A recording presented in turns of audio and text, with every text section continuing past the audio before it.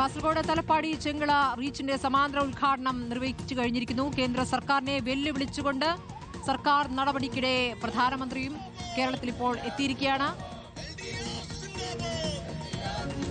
അരുൺ പൂപ്പറമ്പയാണ് തലപ്പാടിയിൽ നിന്ന് തത്സമയം വിവരങ്ങൾ നൽകുന്നത്. തലപ്പാടിയിൽ ഇപ്പോൾ സമാന്തര ഉദ്ഘാടനം നടന്നു കഴിഞ്ഞിരിക്കുന്നു. അരുൺ പൂപ്പറമ്പ, ഇനിയിപ്പോൾ തലപ്പാടിയിൽ മറ്റെന്തെങ്കിലും പ്രതിഷേധ പരിപാടികളുണ്ടോ? ഇന്നിപ്പോൾ പൊതുമരാമത്ത് മന്ത്രിയുടെ നേതൃത്വത്തിൽ റോഡ് ഷോ നടക്കാനിരിക്കുന്നു അല്പസമയത്തിനകം.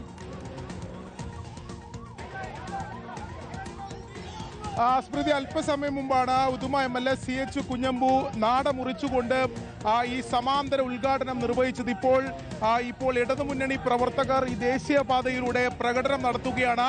ദേശീയപാത യാഥാർത്ഥ്യമാക്കിയ സംസ്ഥാന സർക്കാരിന് അഭിവാദ്യങ്ങൾ ഉൾപ്പെടെ ഈ കേന്ദ്ര അവഗണനയ്ക്കെതിരെ ഉൾപ്പെടെ മുദ്രാവാക്യം വിളിച്ചുകൊണ്ടാണ് നിലവിൽ ഇപ്പോൾ ഇടത് മുന്നണി പ്രവർത്തകർ CPM പ്രവർത്തകർ ഉൾപ്പെടെ ഇപ്പോൾ ഈ ദേശീയപാതയിലൂടെ പ്രകടനം നടത്തിക്കൊണ്ടിരിക്കുന്നത്. നാട മുറിച്ച് ഈ പ്രകടനത്തോടെ ഈ പ്രതിഷേധം അവസാനിപ്പിക്കുന്നതിന് വേണ്ടിയാണ് തീരുമാനിച്ചിട്ടുള്ളത്. CH കുഞ്ഞമ്പുവിന്റെ നേതൃത്വത്തിലാണ് ഈ പരിപാടി സംഘടിപ്പിച്ചത്.